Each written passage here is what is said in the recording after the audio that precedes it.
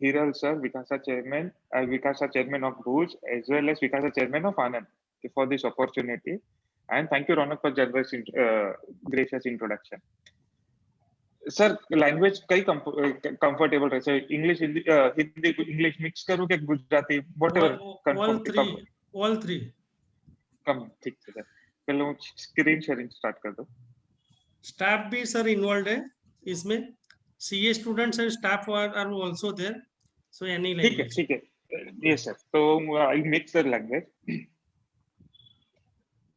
One of the foremost importance of this topic કે why ITC is so important અને ITC નો મહત્વ શું છે? તો ITC is important because at the end of the day જો આપ ક્રેડિટ મિસ કરો છો તો that is a huge business loss. આજે credit of 18% on your gross purchases કે પછી કોઈ પણ ખર્ચાનો 18% ગણો, 12% ગણો કે 28% ગણો, at the end it forms a very crucial part of business કે એટલો ખર્ચો P&L માં પડવો જોઈએ, ના પડવો જોઈએ, એ તમારી પ્રોફિટેબિલિટી, તમારો આખો બિઝનેસનો સ્ટ્રક્ચરિંગ અફેક્ટ કરી શકે છે. એટલે આઈટીસી પર ઇશ્યુઝ છે. અને ફોરમોસ્ટ વી ડીલ વિથ અસેસી, અને અસેસી બીંગ અસેસી, કે ક્લાયન્ટ બીંગ ક્લાયન્ટ, એમને બધાની જ ક્રેડિટ લેવી છે અને આપની એમને કોઈ ક્રેડિટ લેવા જ નથી દેવી. તો એ કાયમ આપના ક્લાયન્ટને વચ્ચે બ્રિજ રહેશે કે એને બધી જ વસ્તુની ક્રેડિટ લેવી પડશે. આઈ રિમેમ્બર 2017 જયારે નવો જીએસટી આવ્યો હતો, જયારે ઇન્સ્ટિટ્યૂટે આખી સ્ટડી સર્કલ કરી હતી, ત્યારે બધાનું ઇન્ક્લિનેશન હતું કે ગાડીની ક્રેડિટ કઈ રીતે લેવાય, 4-વ્હીલર્સની ક્રેડિટ કઈ રીતે લેવાય. કોઈ કે અમે ટ્રાન્સપોર્ટેશન માટે યુઝ કરીએ છીએ ગાડી. And at the end of the day કાયમ અસેસી બીંગ અસેસી કાયમ કોઈ વધારે ક્રેડિટ લેવાનો પ્રયત્ન કરવાનો જ છે. અને આપ એક મોરલ ચેક એન્ડ બેલેન્સીસ છે આપનો રોલ. એટ ધ એન્ડ અસેસીને લોસ ના જવો જોઈએ, પણ એટ ધ એન્ડ એવી પણ ક્રેડિટ ના લેવાઈ જાય કે જેના હિસાબે એને આજે 18 કે 24% સાથે ભરીને ઇન્ટરેસ્ટ ભરીને રિવર્સલ કરવી પડે. તો આપણે સ્ટાર્ટ કરીએ આઈટીસી નો. અને આઈટીસી હું સ્ટાર્ટ કરવા માંગુ છું. સૌથી પહેલા હું એક સ્પેસિફિક વસ્તુ ધ્યાનમાં લાવવા માંગુ છું કે આખો આઈટીસી નો ડિસ્પ્યુટ જે છે, સૌથી ઇમ્પોર્ટન્ટ એ છે કે whether ITC is your right or નહીં. સુપ્રીમ કોર્ટે આઈચર મોટર્સમાં સ્પેસિફિકલી કીધું હતું કે ITC is an indefeasible right of the assessee. એટલે એ જે તમારો આ આઈટીસી તમારો હક છે, તમને કોઈ સરકારે આપેલી સેવા કે ફેસિલિટી નથી, એ તમારો હક જ છે.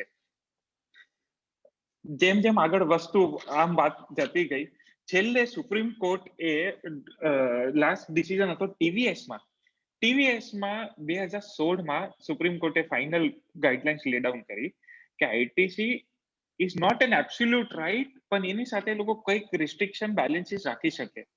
અને માઇન્ડેડ ટીવીએસ 2016 નો હતો, આઈચસ મોટર એક્સાઇઝ નો કેસ હતો 1999 નો હતો. એટલે આપણે બધા આપણા પુરાના અર્સ્ટવાઇલ એક્ટ્સ કે જે એક્સાઇઝ, સર્વિસ ટેક્સ, વેટ અને જીએસટી નો આપણે આખો ડિસ્કશન કરતી વખતે એ બધા એક્ટ્સ નો રેફરન્સ લઈશું. સર, ચેટબોક્સ ઓન છે? યસ, ચેટબોક્સ ઓન છે. ઠીક છે સર. કોઈ પણ ક્વેરી હોય, કોઈ પણ સ્ટુડન્ટને કે કોઈ પણ ક્યારે પણ ક્વેરી હોય, લોકો ત્યાં જ અટકાઈ દે. And will be more than happy કે હું ત્યાં ને ત્યાં જે વસ્તુ આપણે ડિસ્કસ કરીએ. તો પહેલા આપણે ચાલુ કરીએ ITC. And ITC in itself is કંઈ જ નથી. Input tax credit, it means credit on input tax. હવે this is a very circular definition કે હું કઈ રીતે ઇનપુટ ટેક્સ ક્રેડિટને ડિફાઇન કરું. તો કે ઇવેન્ચ્યુઅલી એ લોકોએ પછી ઇનપુટ ટેક્સમાં લાયા. અને હું સીજીએસટી એક્ટમાંથી લઉં છું કે ઇનપુટ ટેક્સમાં શું શું આવે. તો ઇનપુટ ટેક્સમાં આપનું આવે છે જે પણ ટેક્સ આપણે supply of goods or service પર ભરેલું હોય, સીજીએસટી હોય, એસજીએસટી હોય, યુટીજીએસટી ટેક્સ હોય એટલે યુનિયન ટેરિટરી જીએસટી ટેક્સ હોય એ, પ્લસ આપણે 9(3) કે જેમાં રિવર્સ ચાર્જ મેકેનિઝમ પર સ્પેસિફિક નોટિફિકેશન પર જે સ્પેસિફિક સપ્લાય છે, સિક્યોરિટીઝ છે, એડવોકેટ સર્વિસ છે, સ્પોન્સરશિપ સર્વિસ છે, જેટલી સર્વિસીસ છે એ 9(3) જે તમે ટેક્સ ભર્યો હોય રિવર્સ ચાર્જ મેકેનિઝમ, એ પણ તમને આઈટીસી પાત્ર છે. 9(4) આજની તારીખે 9(4) કંઈ નથી, પણ ત્યારે આવે ત્યારે 9(4) is your unregistered person. Unregistered person થી તમે કંઈ પણ ખરીદો, ટેક્સ ભરવાનો આવે, એની પણ તમે આઈટીસી લખો. એ આઈજીએસટી ના, એસજીએસટી, યુટીસીએસટી ત્રણે એકના અલગથી રેફરન્સ આપવામાં આવે છે. પણ શું નથી તો સેક્શન 10 કમ્પોઝિશનમાં તમે જે ટેક્સ ભરેલો હોય એની આઈટીસી ના મળે. હવે આ ડેફિનેશન માં પરફેક્ટ છે એમ છે કે જ્યારે હું કમ્પોઝિશન લેવલ કોઈ પણ એસએસસી ઓપ્ટ કરે છે anyways is not suppose to charge tax, અને જ્યારે તમારા ઇનવોઇસ પર ટેક્સ જ નથી લાગેલો તો તમને આઈટીસી આમે ના મળે. પણ ટુ બી એક્સ્ટ્રા કોશિયસ એ લોકોએ સ્પેસિફિકલી ઇનપુટ ટેક્સમાંથી સેક્શન 10 માં કે કમ્પોઝિશનમાં ટેક્સ ભરેલો છે કાઢી મૂકેલો છે. અને પછી they went on to define inputs, input services and capital goods. Bear in mind કે જ્યારે આ ડેફિનેશન્સ લીધેલી હતી આમનો ડાયરેક્ટ રેફરન્સ સિંગાપોર અને કેનેડા જીએસટી એક્ટ માંથી લીધેલો હતો, અને as well as Australian GST as far as immovable property concerned Australian GST Act, અને ત્યાં થોડી એનોમલી રહી જાય છે હજી પણ કાયદામાં. Capital goods very easily defined. Capital goods was not defined in Service Tax Act. Service Tax Act માં એ લોકોએ સ્પેસિફિક ચેપ્ટર વાઇઝ હેડિંગ આપ્યા હતા કે આટલા HSM કોડ્સને અમે બાય ડિફોલ્ટ કેપિટલ ગુડ્સ ગણીશું. એવી કોઈ સ્પેસિફિક ડેફિનેશન નથી આપી, એ લોકોએ જીએસટી માં આપેલી છે. કેપિટલ ગુડ્સ મીન જે તમે બુક્સમાં કેપિટલાઇઝ કરો they will be classified as capital goods. It should be capital goods qua assessee, એટલે અસેસી માટે કેપિટલ ગુડ્સ હોવો જોઈએ. ઇનપુટ્સ ને એમને ડિફાઇન કરેલા છે. Inputs is other than capital goods used in the course of furtherance of business, અને સર્વિસમાં જે તમારા ઇનપુટ્સમાં ના આવે ને કેપિટલ ગુડ્સમાં ના આવે દે are all input services. Definition so ફેરલી simple. પણ હવે મેઇન ઇશ્યુઝ આવી જાય છે એલિજિબિલિટી. આઈટીસી ના મેઇન સેક્શન્સ આવે સેક્શન 16, 17 અને 18. 16(1) બેઝિકલી તમને કયા સેક્શનની અંદર આઈટીસી ક્લેમ કરવાનો રાઈટ મળે છે, તો ધેટ ઇઝ સેક્શન 16(1). 61 શું કહે છે કે એવરી રજિસ્ટર્ડ પર્સન ફોર જે સબ્જેક્ટિવ રિસ્ટ્રિક્શન્સ એમને જે પણ નાખ્યા છે is entitled to take credit of goods, services or both which is intended to be used in the course of business or furtherance of business, and the said amount shall be credited to electronic credit ledger. Again, definitions માં ત્રણ important point હતા. IT સેલા માટે તમે registered person હોવો જોઈએ obviously, તો તમે return કરી શકશો. Input tax charge on goods or services or both, as far as અહીંયા કેપિટલ ગુડ્સ પણ કવર થઈ જશે. આપણે સેક્શન 17 અને 18 સ્પેસિફિકલી ડીલ્સ વિથ ધેટ, તો એ પણ પ્રોબ્લેમ નથી. Intended to be used in the course of furtherance of business. Now the problem starts here. Yes, in the course of furtherance of business શું છે? And that has been deliberated. Identical definitions invert credit rules માંથી 2005, અને એટલે it has N history of litigation. આજે 15 વર્ષથી આ litigation થયેલો છે ને હવે ફેરલી ક્લિયર છે કે in the course of furtherance of business શું થાય. आप कोई सीएसआर માટે ખર્ચો કરો, even that is for the statutory obligations, it can be considered in the course of furtherance of business. આપ આપના બુક્સ ઓડિટ કરાવ છો, એ પણ કોઈક મારી એક્ટના રિક્વાયરમેન્ટ છે. હું કોઈ ફાઇનાન્શિયલ ડિસિઝન માટે કોઈ માર્કેટિંગ ટીમને, કોઈ ફાઇનાન્શિયલ ડિસિઝન માટે કોઈ સીએ ને કોઈ ફાઇનાન્સ પ્લાનરને હાયર કરું છું બિઝનેસ માટે, એ પણ in the course of furtherance of business છે. હું નવો બિઝનેસ એક્સપ્લોર કરવા માટે પણ કોઈને કન્સલ્ટન્સી લઉં છું, even that is in the course of furtherance of business. So when it comes to in the course of furtherance of business, A term બહુ જ વાઇડ છે.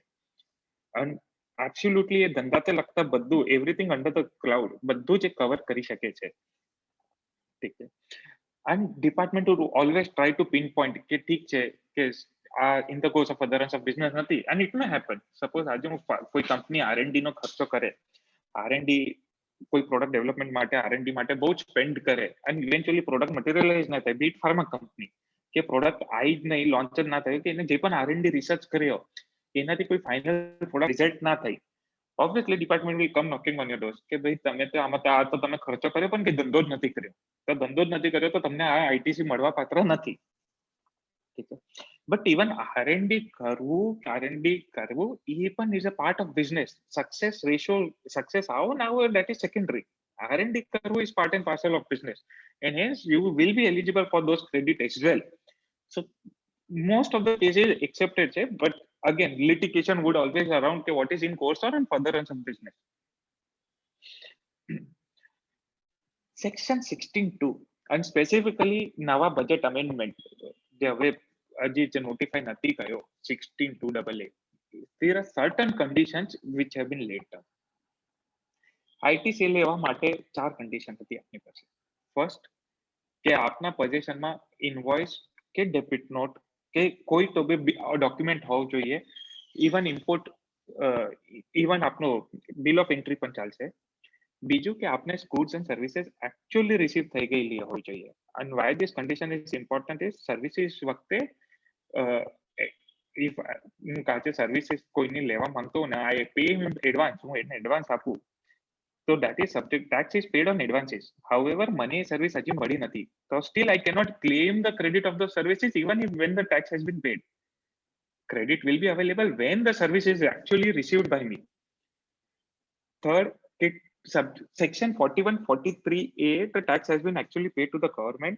Important thing is 43A આજ સુધી નોટિફાઈ નથી થયેલો. જ્યારે આપણે ડિસ્કસ આગળ કરીશું અને જ્યારે હું નેક્સ્ટ સ્લાઇડ પર આવીશું, આપણે ડિસ્કસ કરીશું ઓરિજિનલ જીએસટી નો આખા ઓરિજિનલ જીએસટી નો scheme of returns and 43A and importance of 43A and why the current dispute of GSTR 2A 2B as well as જે આપનો ITC છે books નો એ જે dispute છે, why that forms, why that is a litigation issue and why litigation will prevail, we'll discuss that in the next slide. And ચોથી condition સામે વાળાએ return કરવા જોઈએ. As far as condition number 3 and condition number 4 goes, it is very difficult to fulfill. And as an assessee, it becomes very difficult on my part. કેમ આપણે with new amendment A consider કરીશું next slide માં. Second, income tax law and GST law has nothing to do with it. બંને અલગ statute છે, બંને અલગ કાયદાની જોગવાઈ છે. But for some reason એ લોકો ડબલ બેનિફિટ પાસ ઓન નતો કરવો. તો as far as capital good goes, તમને એટલા પોર્શનની ક્રેડિટ મળશે જેટલું તમે કેપિટલાઇઝ નથી કરતા. સપોઝ આજે મેં મશીનરી 1 લાખ રૂપિયા લીધી છે, એના પર 18% જીએસટી લાગીને 18,000 આવેલો છે, તો બુક્સમાં 1,18,000 કેપિટલાઇઝ કરીને ડિપ્રિસિએશન ક્લેમ કરું છું, તો I am not eligible for credit. But જો બુક્સમાં કેપિટલાઇઝ કરીને ડિપ્રિસિએશન ખાલી 1 લાખ પર જ કરું છું, જીએસટી પોર્શન હું કેપિટલાઇઝ નથી કરતો, આઈ will be given GST credit. They don't want to give you double benefit. They income tax અને જીએસટી લિંક કરવાનો કોઈ રીઝન, સ્પેસિફિક કોઈ રીઝન નથી. But as far as government goes, they are very clear કે તમને એક જ વસ્તુ માટે બે બેનિફિટ એમને નથી આપવા. અને ક્રેડિટ ક્લેમ કરવાની લાસ્ટ ડેટ છે September from the end of the financial year for which the invoice pertains. ઠીક છે. અને then there are certain restrictions as well. Within 180 days તમને પેમેન્ટ કરી દેવો પડે. તમે પેમેન્ટ ના કરો તો ઇન્ટરેસ્ટ છે, but that all comes at later effect. Right now we'll just discuss with eligibility issues. Now comes the important issue, which is 16(2)(3) and 4 C and D. Okay, subject to section 4143A, the tax has to be actually paid to the government. And સામે વાળાએ મારા supplier he has filed the return. The Supreme Court in case of LIC versus Commissioner of Income Tax એક important connotation note કર્યો હતો. Lex non cognita ad impossible. એટલે I cannot be expected to do something that is impossible. અને સરળ ભાષામાં કહીએ તો doctor of ઇમ્પોસિબિલિટી, કે જે વસ્તુ શક્ય જ નથી એ તમે મારાથી એક આશાઓ ના રાખી શકો, કાયદામાં જોગવાઈ લઈને એવી આશાઓ ના રાખી શકો કે હું આ વસ્તુ ફૂલફિલ કરીશ. સેક્શન 16(2) માં બે કન્ડિશન્સ હતી કે સામેવાળાએ ટેક્સ ભરી દેવો જોઈએ અને રિટર્ન ફાઇલ કરવો જોઈએ. એઝ એન અસેસી કે જ્યારે હું આઈટીસી લેવા માંગતો હોઉં, તો I am an assessee, I am not a policing authority. કે પર્સનલી મારી જવાબદારી નથી કે હું મારા સપ્લાયના ત્યાં જઈને બેસું એને ભાઈ એને કહું કે ભાઈ તું રિટર્ન રિટર્ન ટાઈમસર ભર, 11 તારીખ પછી ભરીશ તો મને 2A માં નહીં દેખાય, ને આ મહિનાના 2B માં નહીં દેખાય, નેક્સ્ટ મંથના 2B માં દેખાશે, પછી હું નેક્સ્ટ મંથ ક્રેડિટ ક્લેમ કરી શકે. That is a policing job. I am not, and this is not my job to police my vendors.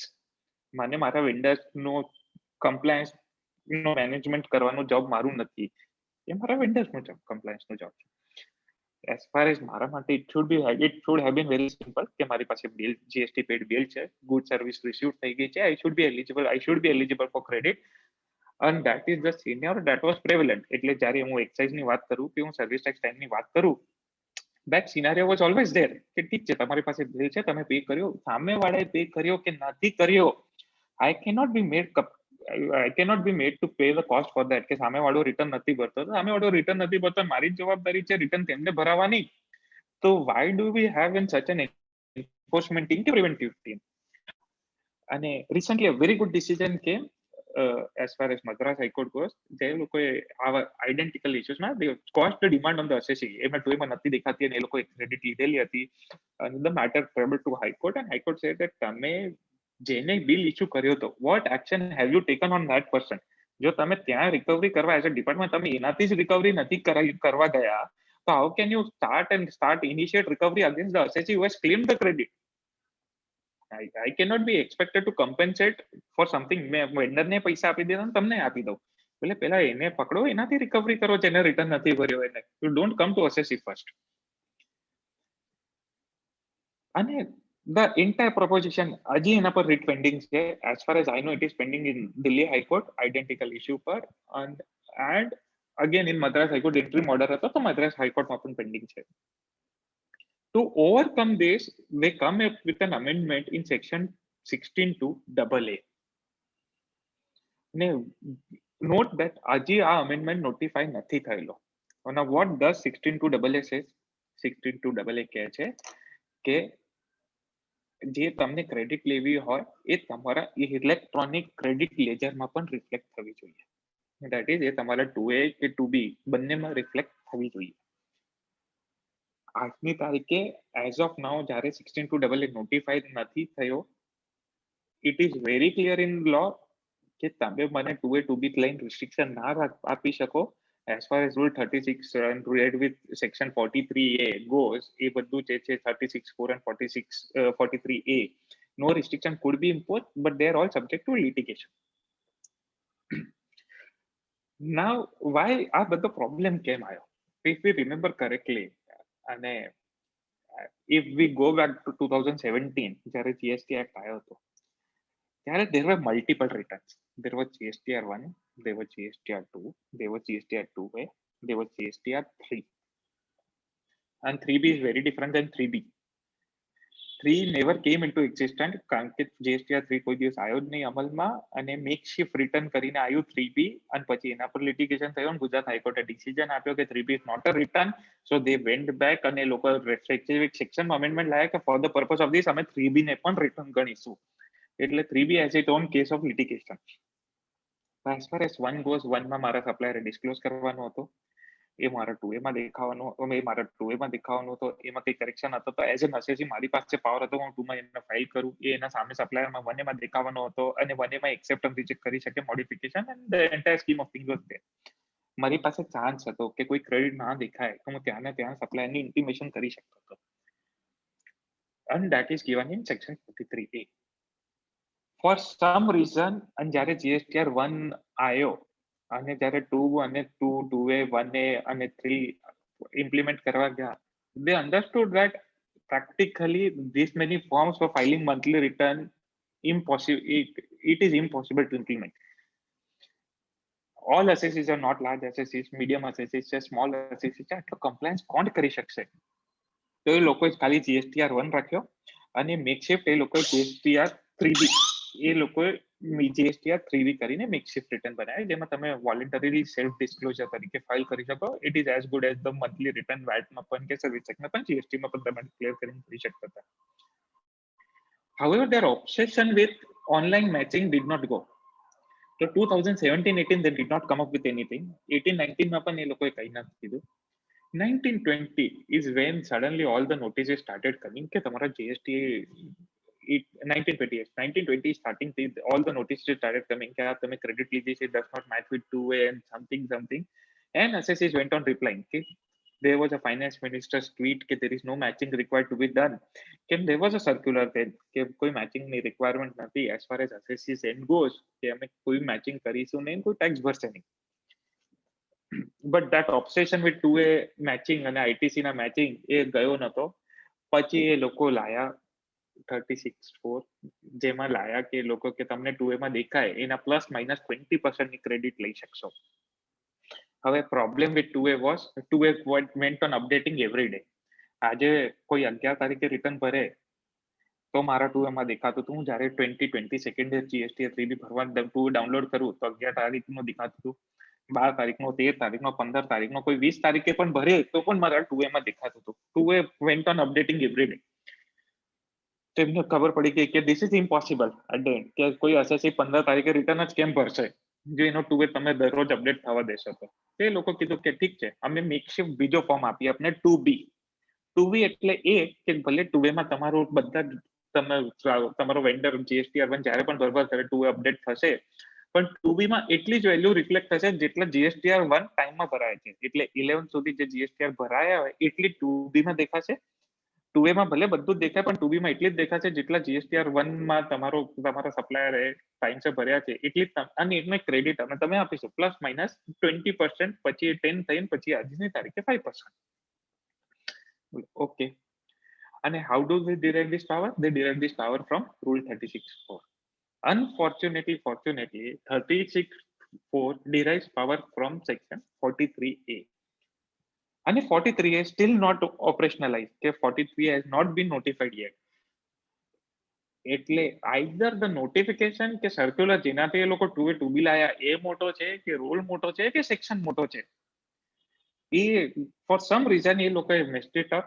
અને we have Ratna metals decision, કે ઇવન પુષ્કળ ડિસિઝન છે કે જ્યારે એક્ટમાં સેક્શન જ પ્રોવાઈડ નથી કરતું તમને, ના તમે કોઈ રૂલ્સ થી કે સર્ક્યુલર થી તમે તે ઇમ્પ્લિમેન્ટ કરી શકો. And this matter will travel again. This matter is pending before many high courts. એટલે એ લોકો આ નવો અમેન્ડમેન્ટ લાયા સેક્શન 16(2)AA વાળો, કે હવે ક્રેડિટ તમને એ જ મળશે જે તમારા ઇલેક્ટ્રોનિક લેજરમાં દેખાય. અને ઇલેક્ટ્રોનિક લેજરને એ લોકો વેન્ટ ઓન ટુ ડિફાઇન કે જે તમારા 2B માં દેખાય એટલી જ ક્રેડિટ મળશે. હાઉએવર હજી સુધી 16(2)AA નોટિફાઈડ નથી થયો.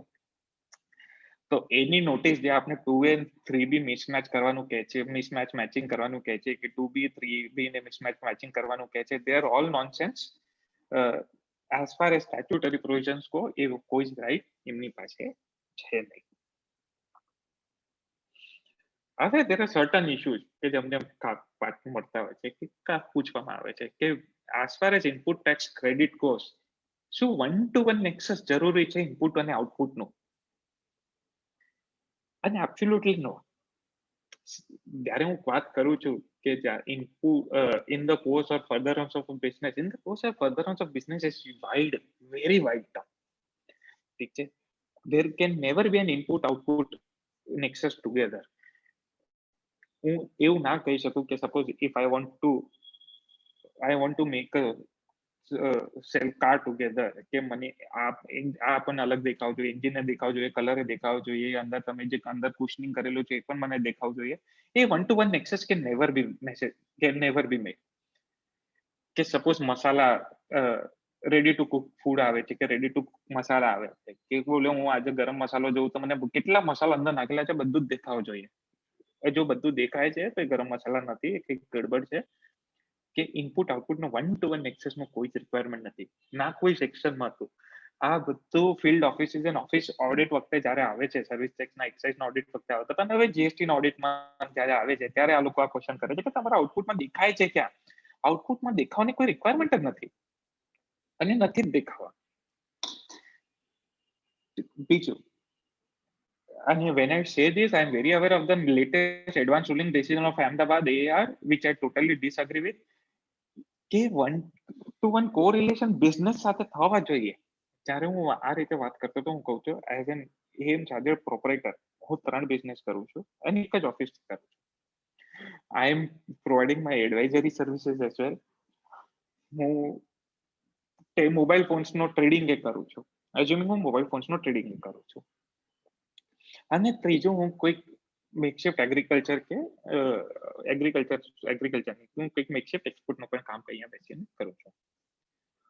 હવે જ્યારે હું કરું છું તો હું ઓફિસમાં બેસ્યો છું આજે, તો I have as far as my consultancy goes only a laptop or computer જે મારા કેપિટલ ગુડમાં છે લગભગ મારી પાસે એમની જ રિક્વાયરમેન્ટ છે. હું મોબાઈલ ફોન્સ જે મારા સ્ટોકમાં પડ્યા છે મેં એની આઈટીસી લીધી હશે, કમ્પ્યુટરની આઈટીસી કેપિટલ ગુડ્સ તરીકે લીધી હશે, અને એક્સપોર્ટ માટે જે પણ મટીરિયલ લીધો હશે એની આઈટીસી લીધેલી હશે.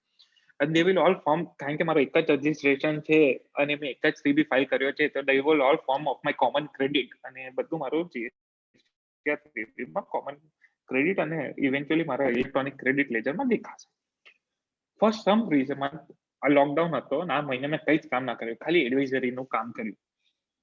અને મેં એડવાઇઝરીનો સપોઝ બિલ બનાવ્યો 10 લાખ રૂપિયાનો ને એના પર 1,80,000 જીએસટી ભરવાનો હતો, તો શું હું ખાલી મોબાઈલ કે લેપટોપ કે કમ્પ્યુટરની ક્રેડિટ જે હું એડવાઇઝરી માટે યુઝ કરતો હતો ખાલી એની જ ક્રેડિટથી પેમેન્ટ કરી શકું? કે ઇવેન્ચ્યુઅલી મારા નંબર ઓફ બિઝનેસીસ હતા, સેમ શું સેમ રજિસ્ટ્રેશન છે, તો હું કોઈ પણ બિઝનેસની ક્રેડિટ આપી શકું, યુઝ કરી શકું છું.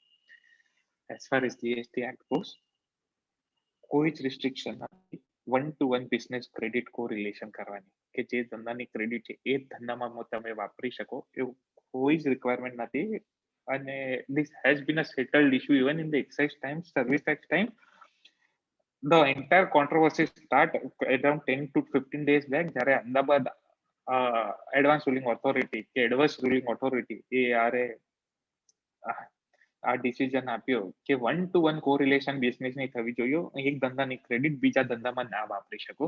That is absolutely absurd. કાયદામાં એવી કોઈ જ જોગવાઈ નથી. અને this will never eventually this will be challenged, and I am very sure કે કોઈ પણ અપીલેટ ફોરમમાં ઇવન કે કમિશનર અપીલ હોય કે tribunal level, even at high court level, this will not be sustained. હવે આવે છે હું ધંધો કરતા પહેલા કે બિઝનેસ સ્ટાર્ટ કરતા પહેલા there are certain expenditures જે આપણે બહુ વાર પ્રિલિમિનરી and pre-operative expenses કહીએ છીએ, whether I can take credit of it or not. Absolutely yes. In the course of furtherance of business, in the course of the business or in the furtherance of businesses, business start કરવાથી કે business નો બે seed idea inception થવાથી આખો business નો life સુધી બધી જ વસ્તુઓ cover થાય.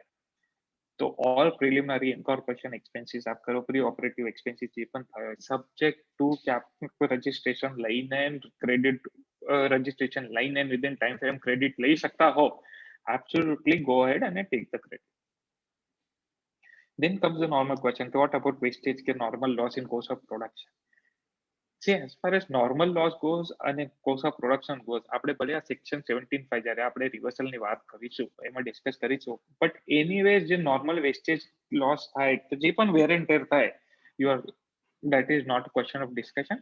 આપણે જે મેઇન ઇનપુટની ક્રેડિટ લીધી છે રહેશે અને આને કોઈ રિવર્સલ કરવાની રહેશે નહીં. What about sunk cost? That is important. Sunk cost જ્યારે આપણે ફાર્મા કંપનીની વાત કરતો તો આજે COVID-19 છે, કેટલી કંપની છે જે COVID-19 માટે કોઈ ડ્રગ ડેવલપ કરવાના માટે પ્રયત્ન કરી રહ્યા છે. It may be fruitful, it may not be fruitful.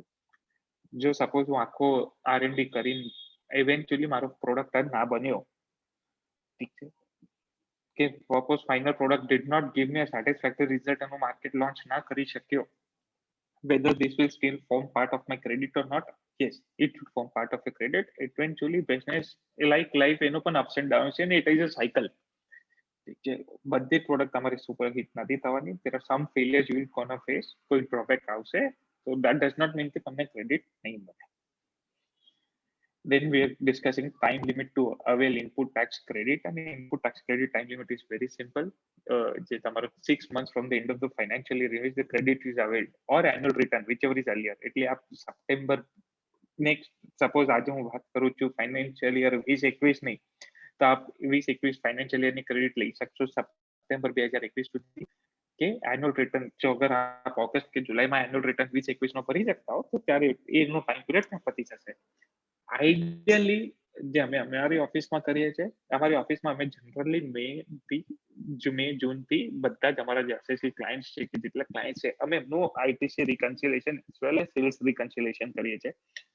Four the fact that કોઈ આઈટીસી લેવાની રહી ગઈ હોય, સપોઝ કોઈ આઈટીસી ખોટી પણ લેવાઈ ગઈ હોય મંથલી રિટર્ન્સમાં, કારણ કે બધા જ ક્લાયન્ટ ફૂલ ડિસ્ક્લોઝર નથી આપતા, જ્યારે ઓડિટ કરવા બેસીએ ત્યારે ખબર પડે તો કોઈ આઈટીસી રહી ગઈ હોય તો શું મોટો રિવર્સ કરી દઈએ તો એટલીસ્ટ પેનલ્ટીથી મને રાહત મળે. ઇન્ટરેસ્ટ લાગશે, પેનલ્ટીથી તો રાહત મળે. અને સપોઝ ક્રેડિટ જ મેં યુટિલાઇઝ નથી કરી તો 51માં મને જે ઇન્ટરેસ્ટની પણ રાહત મળી જાય. તો આઈડિયલી ઓલવેઝ ગો હેડ અને after certain point of time ખાસ ક્રેડિટનો રિકન્સિલેશન કરો બુક્સ અને રિટર્ન સાથે. ઇન ધ મોર્નિંગ આજે સવારે પિક્યુલર સિનારિયો આવ્યો હતો મારી પાસે, અને આજે વસ્તુ વિચારતા હતા, assessees claim credit only in online portal, but એને ક્રેડિટ આમાં નથી લીધેલી, મંથલી ઓનલાઈન રિટર્ન્સમાં ક્રેડિટ લઈ લીધી પણ બુક્સમાં પ્રોવિઝન ક્રેડિટ નથી કર્યો. As far as GST Act goes, a very peculiar scenario. કે મારી ક્રેડિટ લેવાની જવાબદારી જે છે એ ખાલી મારી ક્રેડિટ લેવાની જવાબદારી તો પોર્ટલ પર જ છે. મેં બુક્સમાં પોર્ટલ પર સાચી ક્રેડિટ લઈ લીધી, પણ જે મેં બુક્સમાં એ પ્રોવાઈડ નથી કરી કે બુક્સમાં મેં એને ખર્ચામાં રાઇટ ઓફ કરી નાખી કે બુક્સમાં મેં બુક જ નથી કરી four some reason I forgot to claim the book those expenses whether I should be eligible for credit or not. Fortunately, unfortunately, GST Act does not speak on this. However, જ્યારે આપણે again we'll take a lot of references president act માંથી, અને મારી પાસે bill હતો, મેં 3B માં credit લઈ લીધી, પણ ફોર સમ રીઝન હું એ બિલ ચોપડામાં નાખવાનું ભૂલી ગયો કે મેં નાખ્યો નથી, કે મેં નાખ્યો છે પણ ક્રેડિટ ઉભી નથી કરી, પૂરો ખર્ચામાં નાખી દીધો છે. See, your right starts when you claim that credit in your books of accounts. First and foremost પહેલા ક્રેડિટ તમે તમારા બુક્સ ઓફ અકાઉન્ટ્સમાં લેવાની છે. તમે યુટિલાઇઝ અવેલમેન્ટ અને બધું કરી શકશો ત્યારે તમે તમારું 3B ભરો ત્યારે સેક્શન 16 નો જે રેફરન્સ છે 43 નું, તમે યુટિલાઇઝ એન્ડ અવેલમેન્ટ ત્યારે કરી શકશો, પણ that does not bar you કે પહેલા તો તમે તમારા બુક્સ ઓફ અકાઉન્ટ્સમાં ક્રેડિટ લેવાની છે.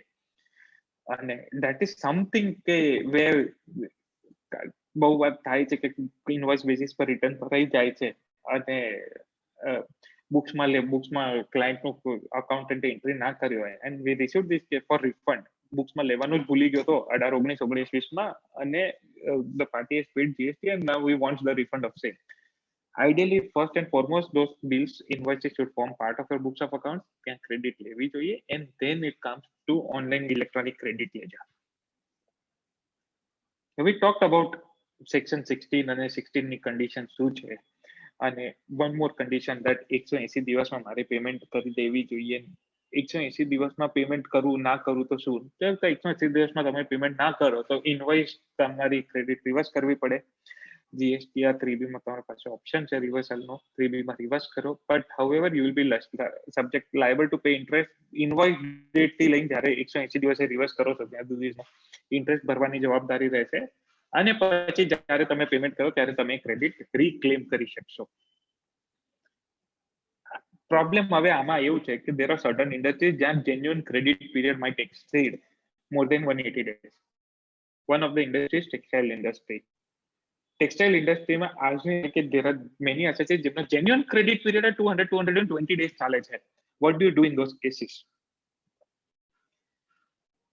my rate is fixed on that કે મારો રેટ જ આજે હું 200 દિવસનો ક્રેડિટ લેવાનો છું તો મારા વેન્ડરે જ મને એ રેટ થી આપેલો છે, and that is something કે એ ડિસ્પ્યુટ છે, અને I believe that it will be tested કે 180 દિવસ ઇનવોઇસ ડેટથી ગણો, પણ જો what if my credit period is more than that and who is going to bear that interest portion કે આજે હું પહેલા પૈસા આપી દઉં તો મારે તો વ્યાજનું નુકસાન પડે છે, તે બેર કોણ કરશે?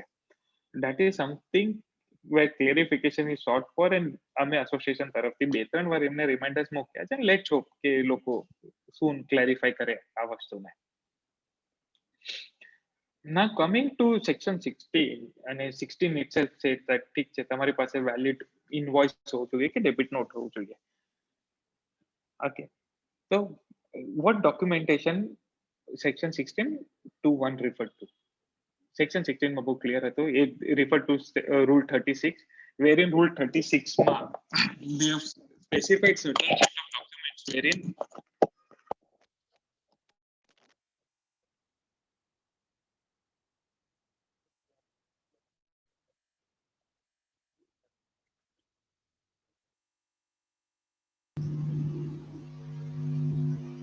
the voice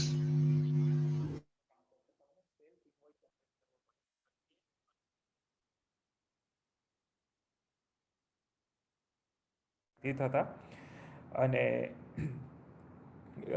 decision academic to that extent.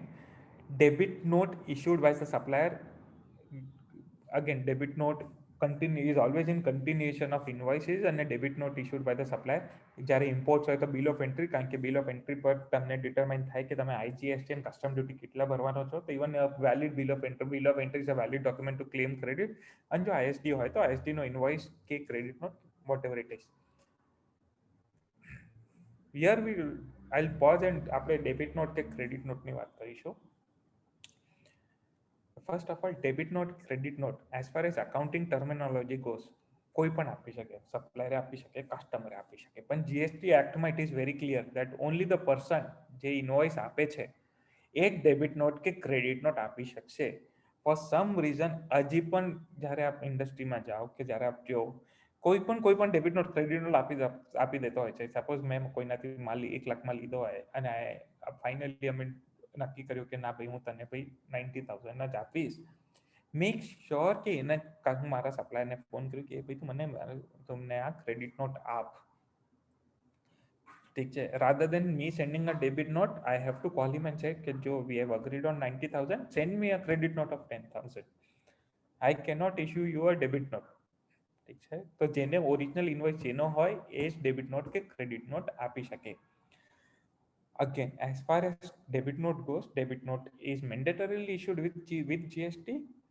However, credit note may be issued with or without GST કારણ કે ક્રેડિટ નોટ પર ઓલરેડી એકવાર ઓરિજિનલ ઇન્વોઇસ પર ટેક્સ ભરી ચૂક્યા છે અને સામેવાળા એ ક્રેડિટ લઈ લીધી છે. તો હવે હું ક્રેડિટ નોટ વિથ જીએસટી આપું, I am reducing my liability and he is liable to pay that.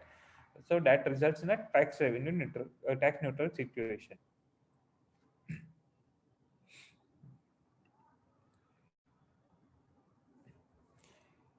Now capital goods.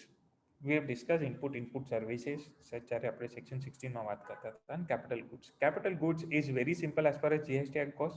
જે વસ્તુ એઝ એ નેસેસિટી તમે તમારા ચોપડામાં કેપિટલાઇઝ કરો કે તમે તમારા ફિક્સ એસેટ શેડ્યુલમાં બતાડો, everything will be considered as a capital goods as far as GST is concerned. ઠીક છે, એ લોકો department is never going to come and classify કે આ કેપિટલ છે કે નહીં. તમે તમારા બુક્સમાં શું કર્યું છે, we are going to accept that. કઈ ક્રેડિટ એ લોકોએ સ્પેસિફિક એક્સક્લુડ કરી અને એ છે એક છે pipelines that is laid outside the factory and as well as telecommunication towers. And if I'm not mistaken, January 2021 as well as in April 2021, all the telecom companies have specifically requested to the GST Council કે sir, telecom towers are a pivotal part of our business. અમે અમારા mobile cellular services આ tower વગર ના આપી શકીએ. Kindly allow us the credit of the same. કે તમે અમને એન્ટીનાનો આપો છો પણ એન્ટીનામાંથી ઇવેન્ચ્યુઅલી મારો ફાઉન્ડેશન થશે ને આખો structure forms part of my tower. Kindly allow me the credit. and the recommendation is made by the telecom industry કારણ કે ઓલરેડી એ લોકો લોસીસ સફર કરી રહ્યા છે and they are expecting કે કંઈક પોઝિટિવ રિલીફ મળે. However, when pipelines laid outside the factory absolutely does not make any logic કે મને કેમ આની ક્રેડિટ ના મળવી જોઈએ અને why this is important. જ્યારે કોઈ કેમિકલ ફેક્ટરી હોય, chemical factory is also subject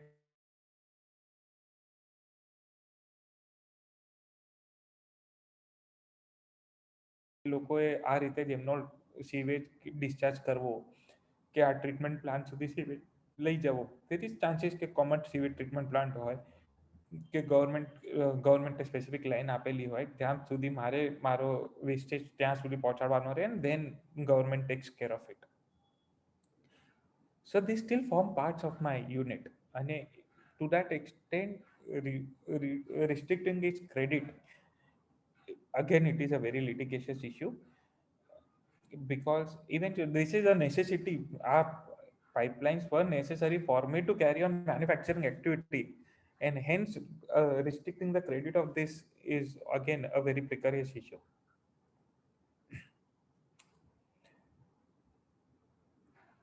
Now before going to block credit and reversal under 42-43, one thing that we all forgot and while spacing these restrictions the government forgot was કે sir આપ GST લાયા કેમ હતા. The first and foremost reason for bringing GST was, અને જે આપ જીએસટીના એક્ટનું જ્યારે પ્રિએમ્બલ વાંચો, the first and foremost reason કે જીએસટી કેમ લાયા હતા was કે તમને seamless flow of credit આપવામાં આવે. અને the way the GST was marketed was one tax, one nation and something એ રીતે જે લોકોએ વાત કરી હતી કે there was always an idea કે બિઝનેસમેનને એવું મેક ફીલ કરવામાં આવ્યું હતું કે તમને અમે બધી જ વસ્તુનો ક્રેડિટ આપી છે. and there will be an ease of doing business attached to it. But the moment we had 29 SGST Act, 29 CGST Act અને UTGST Act, એ આખો concept જ went for a toss. GST instead of bringing one nation, one tax, one nation, we made one tax, one territory. એટલે ગુજરાત એક અલગ દેશ છે. As far as GST Act goes, Maharashtra એક અલગ દેશ છે, રાજસ્થાન એક અલગ દેશ છે, બધા જ અલગ છે. તમને આટલો તમે ગુજરાતમાં જે ટેક્સ ભર્યો એટલો જ અમે તમે ક્રેડિટ આપીશું. અને આઈડિયલી ઇવેન્ચ્યુઅલી જે વેટ અને સર્વિસ ટેક્સમાં જે હતું કે વેટ જીએસટી વેટ એક્સાઇઝમાં હતું એટલું જ રહ્યું. ખાલી ફરક એટલો પડ્યો કે જ્યારે અને જે લોકોએ આપ લોકોએ કોઈએ વેટમાં કામ નહીં કર્યું પણ we had a CST, central sales tax, જ્યાં બિકોઝ હું બીજા સ્ટેટને આપતો હતો તો I was paying tax at lower rate, પણ મને એની ક્રેડિટ નથી મળી શકતી. જે પરચેસ કરતો હતો એને ક્રેડિટ નથી મળતી કારણ કે ટેક્સ વોઝ બોન જે સ્ટેટ સપ્લાય કરતો હતો એને જે વેન્ડર સપ્લાય કરતો હતો એના સ્ટેટમાં ટેક્સ ભર્યો હતો એટલે મારો સ્ટેટમાં ક્રેડિટ નહોતો આપતો. એના બદલે the only change they have brought is કે હવે મને IGST હું કોઈ બીજા સ્ટેટથી પરચેસ કરું તો મને ક્રેડિટ મળશે because it is subject to IGST. But as far as interchange of CGST and SGST goes, એ પણ નથી. As far as credit restriction goes, એ પણ મેજરલી સેમ છે, ખાલી CST પૂરતો ફરક પડ્યો છે. And hence the entire concept that there will be a simplest flow of credit was never there. And if there was supposed to be a simplest flow of credit, why bring in so many restrictions? With petrol, diesel, natural gas is all out of GST. Again, as far even electricity out of GST, again the flow of credit to that extent is disputed. ક્યારે જીએસટીમાં આવશે ને જ્યારે those are times when business will actually gain benefit and to what extent they'll get benefit એ પણ જોવામાં આવશે કારણ કે તમે ઓલરેડી મોટર વ્હીકલ્સની ક્રેડિટ રિસ્ટ્રિક્ટ કરી દીધેલી છે, એનાથી રિલેટેડ ક્રેડિટ રિસ્ટ્રિક્ટ કરી છે, તો તમે કેટલો મને પેટ્રોલિયમ ફ્યુલ અને કેટલી ક્રેડિટ આપશો એ પણ ક્વેશ્ચન છે કે જ્યારે આવે ત્યારે. Now block credits. સેક્શન 16 તમને ક્રેડિટ આપતો હતો. સેક્શન 17માં સ્પેસિફિક રિસ્ટ્રિક્શન્સ આપવામાં આવ્યા હતા કે સેક્શન 17માં તમને કયા સંજોગમાં ક્રેડિટ નહીં મળે. સેક્શન 17(1) બહુ ક્લિયર હતું કે તમને ખાલી બિઝનેસ પર્પસ માટે કોઈ વસ્તુનું ક્રેડિટ લો તો એની ક્રેડિટ આપવામાં આવશે. અને 16(1) પણ બહુ ક્લિયર હતું કે in the course or furtherance of business. એટલે ફોર સમ રીઝન આજે મેં કોઈ વસ્તુ ક્રેડિટ લીધી હોય, સપોઝ મેં મોબાઈલ ફોનને ક્રેડિટ લીધી હોય, mobile phone I use it at my office as well, I use it for my personal purpose at home as well. તો there was a concept કે બોલે ઠીક છે, you will be given pro rata credit કે જેટલું તમે office purpose માટે use કર્યું છે એટલું તમે ક્રેડિટ લો, જેટલું તમે પર્સનલ પર્પઝ માટે યુઝ કર્યું છે reverse the same. As far as mobile phone goes કે પછી other accessories goes, even this laptop goes, computation is difficult. For that a simple reliance can be made કે જ્યારે હું ઇન્કમ ટેક્સમાં પર્સનલ કોઈ fix અસેટને હું personal use માટે 15-20% ડિસઅલાઉ કરું છું, માઇટ એઝ વેલ મારી ITC મારી ઇનપુટ ટેક્સ ક્રેડિટ પણ two that extent personal expenditure તરીકે મારે એનો પ્રો રેટા ક્રેડિટ રિવર્સ કરવી પડે. 17(1). 17(2) and 3 covered those issues જ્યાં હું taxable અને exempt supply આપતો હોઉં, wherein I have to reverse my pro rata credit to that extent exempt supply is covered, exempt supply is provided, and they have given a specific formula in Rule 42 as well as Rule 43 for capital goods, which will be covered in next slides. Now then comes section 17(4). 17(4) is for banking and NBFC companies. Because interest income is being majority interest income and interest expense by unknown interest is exempted under GST, they've given a simple formula for banking and NBFC companies કે તમે જેટલી પણ credit law reverse 50%.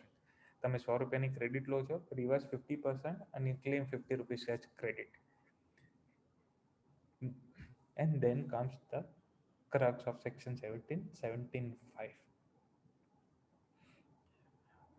17(5), a draconian provision, kindly not implement when there is a restriction attached to it, જેટલું તમને it has to be strictly interpreted, and your eligibility of credit, be very careful of section 17(5) while availing the credit.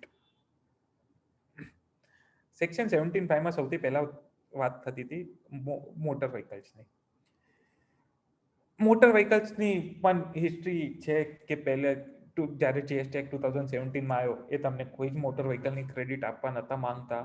પછી 2018 GST amendment act, CGST amendment act, GST amendment act 2018 આવ્યો, wherein they went and came and changed the definition.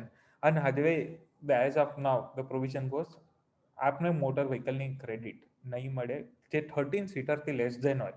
13 seater એટલે તુફાન કે તુફાન ઉપરથી ઉપર કોઈ પણ મોટા vehicles હોય આપને એની ક્રેડિટ મળશે. બટ 13 સીટરથી નાનો વ્હીકલ હોય, 13 seater include the driver seat, એટલે 13 સીટરથી કોઈ પણ પેસેન્જર વ્હીકલ હોય આપને એની ક્રેડિટ નહીં મળે unless and until, again passenger વ્હીકલની ક્રેડિટ નહીં મળે અનલેસ એન્ડ અન્ટિલ આપ એને આગળ ફર્ધર સપ્લાયમાં યુઝ કરતા હો, કે પેસેન્જર ટ્રાન્સપોર્ટેશનની સર્વિસ આપતા હો, કે ડ્રાઇવિંગ કે ટ્રેનિંગ ક્લાસીસ એટલે કાર ટ્રેનિંગ જે આપણી ડ્રાઇવિંગ સ્કૂલ આવે છે ડ્રાઇવિંગ સ્કૂલ તરીકે વાપરતા હો તો આપને ક્રેડિટ મળશે. અને આઇડેન્ટિકલ રિસ્ટ્રિક્શન વેસલ્સ અને એરક્રાફ્ટ્સમાં પણ છે. As far as non passenger vehicle goes, trucks છે, ડમ્પર્સ છે, ટિપર્સ છે, ટ્રેક્ટર્સ છે, there is no restriction, those are not passenger vehicle. આપ બિલકુલ એમની ક્રેડિટ લઈ શકો છો. As only condition you to satisfy is કે તમારા ધંધા કે પર્પસ માટે યુઝ થવી જોઈએ. એઝ ફાર એઝ જો તમારા બિઝનેસ અસેટ્સ છે, go ahead and claim the credit. 17(5)(a) અને AB were for motor vehicles, vessels and aircraft, and then become A and AB. AB માં they have been very clear કે services of general insurance, service, repair, maintenance જે ઉપરના vehicles છે એમનો general insurance, service, repairs and મેન્ટેનન્સની પણ તમને credit નહીં આપીએ. જો તમને વ્હીકલની જ ક્રેડિટ નથી આપતા તો તમને એનાથી રિલેટેડ કોઈ પણ એન્સિલરી જે સર્વિસીસ તમે અવેલ કરો છો અમે તમને એની પણ ક્રેડિટ નહીં આપીએ. અનલેસ એન્ડ અન્ટિલ તમે ઉપર ક્રેડિટ માટે એલિજિબલ છો તો તમે એના ઇન્સ્યોરન્સ, સર્વિસ, રિપેર, મેન્ટેનન્સ માટે પણ એલિજિબલ છો. ઇમ્પોર્ટન્ટ થિંગ ટુ નોટિસ, આ બધી 2018માં અમેન્ડમેન્ટ એક્ટ તરીકે લેવામાં આવ્યું હતું. And specific restrictions or the specific entry was inserted to CGST Amendment Act 2018.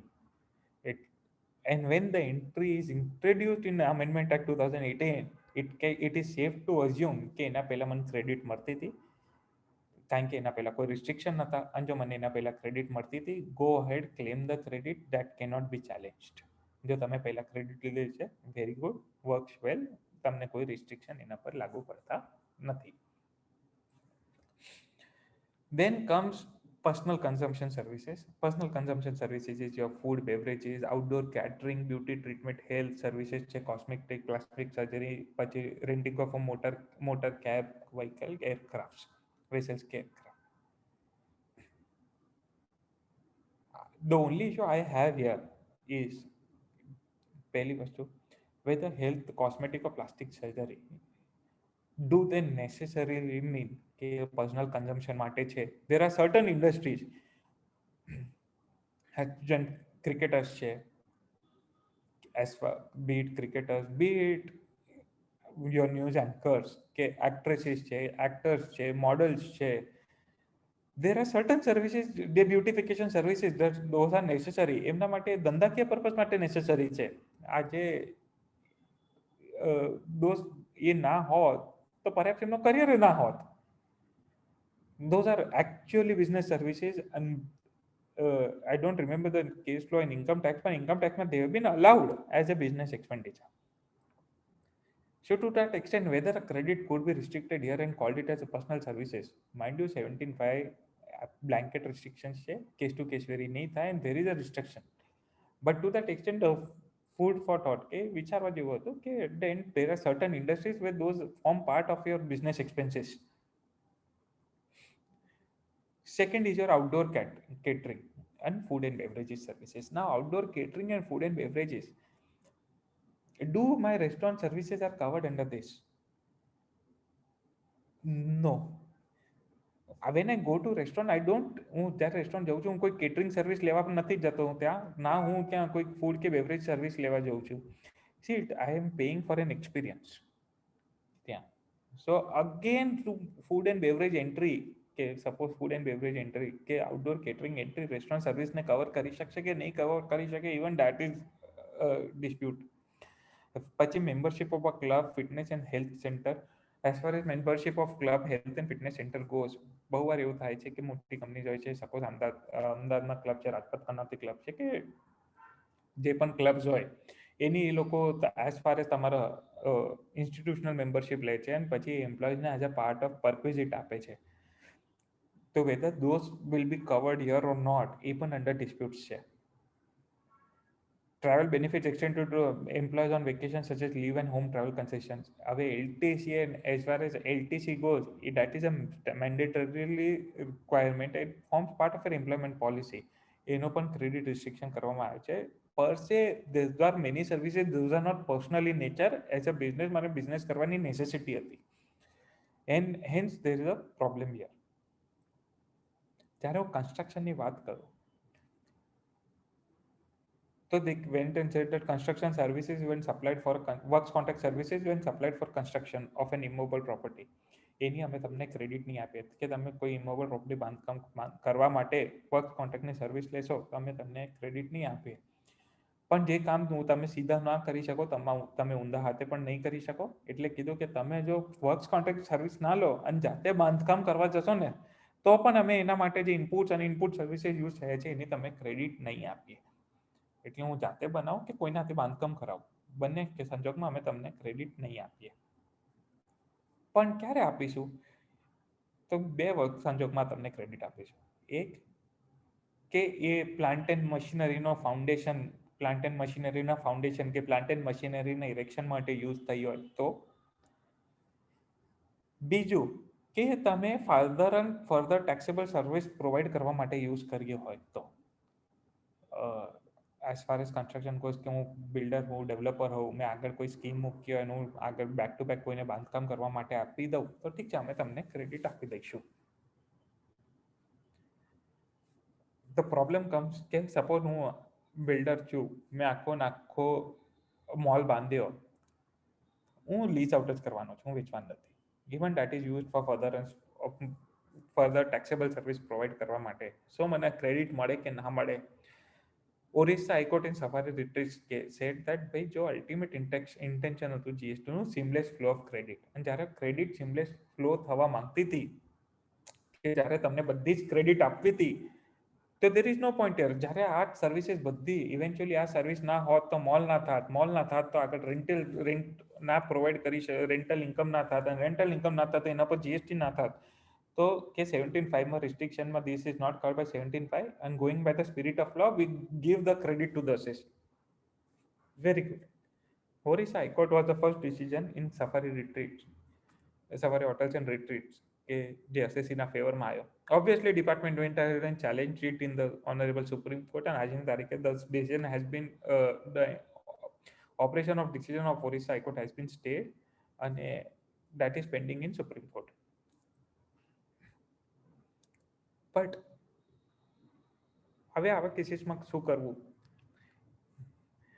Claim the credit, utilise ના કરો, ક્લેમ કરો, intimate them કે ભાઈ we have claimed the credit in accordance with the decision of honorable in the case of Safari Retreats which is pending before Supreme Court. આને claim ના કરો. If the decision goes against the assessee, we will reverse the same. If it does not go against the assessee, then we are eligible for this credit. કારણ કે જો તમે આજે claim નહીં કરો આ ક્રેડિટ્સને તો પછી 6 monthsનો ટાઈમ લિમિટેશન જે 16માં છે, સેક્શન 16નો જે ટાઈમ લિમિટેશનનો પ્રોબ્લેમ છે that will arise. and because you have already intimated અને fraudulent ક્રેડિટ નથી અને તમે રિવર્સલ પણ આઈટીસીનો જ કરવાના છો તો ઇન્ટરેસ્ટની જવાબદારી નહીં આવે ને પેનલ્ટી પણ નહીં આવે. Claim the credit, right and later પણ claim the credit first. then the second પછી સેક્શન 10 ની અગેન કમ્પોઝિશન પર કોઈ જ્યારે સપ્લાયર તમારો કમ્પોઝિશન પર ટેક્સ ભરતો હોય is not supposed to charge you and for some reason even if it charged you, you are not allowed to claim the credit of the same. Non રેસિડન્ટને પણ specific to that extent જેને taxable supply કર્યો છે એટલી જ એમ credit મળશે. બાકી to that extent non resident person is also not cannot claim credit under the GST act. Because જ્યારે આપણે 17(1) વાત કરી હતી કે only to that extent business કોઈ પણ ગુડ્સ બિઝનેસ પર્પસ માટે યુઝ થયેલી હોય એટલી જ તમને ક્રેડિટ મળીશું. 17(5) there is a specific restriction goods and services are both use for personal consumption.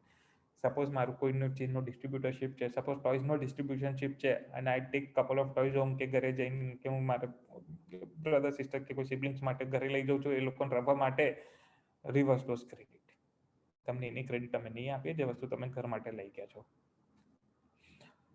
Then come 17(5)(h) અને જે સૌથી લિટિગેશિયસ ઇસ્યુ છે કે what is goods lost, stolen, destroyed, return of or disposed of by way of gifts of free samples. અને why this is litigation? અને if I have asked with me, first of all, આ જે English છે એ genuine શું કહેવા માંગે છે, because I have never read a sentence ઇંગ્લિશમાં જે કહેવા માંગે કે goods destroyed by way of gift કે disposed by way of gift. Unless and until આ કંઈક દિવાળીનો મીઠાઈનો બોક્સ છે, કોઈ દિવસ આ રીતે કોઈ ગિફ્ટ ડિસ્પોઝ ના થાય. તમને ગિફ્ટ આપવામાં આવે, તમે ગિફ્ટ આપો, કોઈ દિવસ ડિસ્પોઝ ના કરો. So there can never be a goods disposed by way of gift. Again, goods lost, stolen, destroyed, or written off. The question is, as far as lost, stolen, or destroyed, ઠીક છે. Now, what do you mean by that? કે આ લોકો તમને ખાલી ઇનપુટ્સની credit reverse કરવા માંગે છે કે ફિનિશ ગુડ્સની ક્રેડિટ રિવર્સ કરવા માંગે છે કે કઈ વસ્તુની ક્રેડિટ રિવર્સ કરવા માંગે છે? જ્યારે હું સેક્શન 17 વાત કરતો હતો, section 17 specifically talked about block credits on inputs or input services. Input માટે જે વસ્તુ ઇનપુટ્સની આપણે વાત કરતા હતા, be it inputs, input goods, input services or input capital goods. So what if my finished goods are lost or stolen or destroyed or written off? When my inputs get stolen, મારો કોઈ ઇનપુટ્સમાં મારો રો મટીરિયલ ઇનપુટ્સમાં ચોરી થઈ જાય કે ખોવાઈ જાય કે બળી જાય, it is clear that 17(5)(h) it will be covered and the credit is required to be reversed. But what if મારો finished goods ચોરાઈ જાય, finished goods બળી જાય કે finished goods destroy થઈ જાય? Whether 17(5) will be operational to that extent? To my understanding, nah.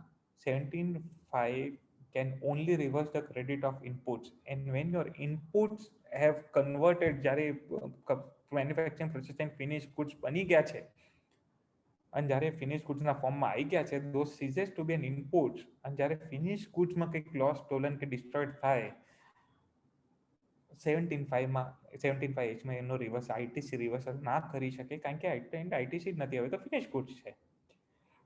But again, this will be a subject to huge challenge. Again, to be it goods disposed of by way of gift of free sample, even that is going to be a huge challenge. કે suppose હું દિવાળી પર બહુ વાર અમે promotional items તરીકે લોકો આપતા હોઈએ છીએ, be it calendars, boxes, whether I can claim credit or not. This is not a gift per se હું giving, this is my marketing expense. અને ગિફ્ટ કોઈ દિવસ ફ્રી ના હોય. there is nothing, as far as કોઈ પણ business કરતો હોય, there is nothing free that is per se actually free. કોઈ આપના ટૂથપેસ્ટ સાથે ટૂથબ્રશ આપતો હોય, રેસ્ટ અશ્યોર્ડ, એ ભલે બોક્સ પર કેટલા પણ મોટા અક્ષરમાં ફ્રી લખેલો છે, એ વસ્તુ ફ્રી નથી. એ લોકો એમના કોસ્ટ એનાલિસિસ કરતી વખતે આ ટૂથબ્રશનો કોસ્ટ અંદર ઇન્ક્લુડ કરેલો જ છે, પછી ટૂથપેસ્ટની પ્રાઇસ ડિટરમાઇન કરવામાં આવી છે. એ લોકોએ નફા પોર્શનમાં નફામાં થોડો નુકસાન કર્યો છે, પણ નુકસાન કરીને તમને ફ્રીમાં ટૂથબ્રશ નથી આપેલો. સો દેર ઇઝ નથિંગ ફ્રી. એટલે as and when those marketing schemes, કે તમે જે કેલેન્ડર્સ, દિવાળી વખતે જે કેલેન્ડર્સ કે બહુ વાર ડાયરીઝ, ન્યૂ યર વખતે બહુ લોકો ડાયરીઝ આપતા હોય, they might have claimed credit of it. Whether credit will be available or not, કે બેઝિકલી તમારો માર્કેટિંગ એક્સપેન્સ છે, and how do you treat those expenses at, કે બુક્સમાં ભલે તમે માર્કેટિંગ એક્સપેન્સ રાખે, ડિપાર્ટમેન્ટલ ઓફિસર કે ડિપાર્ટમેન્ટનો બાબો આવીને કાયમ એ જ કહેવાનો છે ભાઈ આ નથી, આ તો તમે ગિફ્ટ આપ્યો છે, this is nothing but a free gift, અને ગિફ્ટ આર ઓલવેઝ ફ્રી, કે this is nothing what you have given, તો આની ક્રેડિટ તમને નહીં મળે. This is going to be a big litigation, and this has been a big litigation even from excise and service tax point, કારણ કે Sandwich credit rules માં there was an identical entry and people are fighting it out.